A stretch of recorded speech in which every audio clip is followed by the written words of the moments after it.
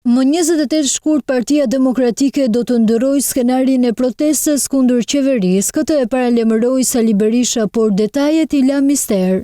Kryerëngritja kalon në fazën e diversifikimit të aksioneve dhe veprimtarisë saj. Për të gjitha do informohej. Berisha foli për diversifikim të aksioneve, por tregoi se fjalën e fundit do ta thonë strukturat e Partisë Demokratike.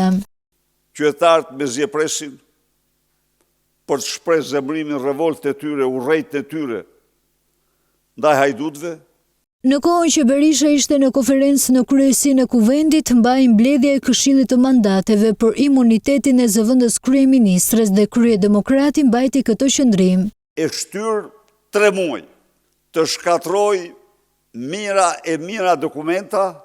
Berisha foli edhe për situatën e rrugëve në Juglindje, duke hedhur akuza ndaj qeverisë. E krijuar absolutisht nga dora kriminale e njeriu të korruptur.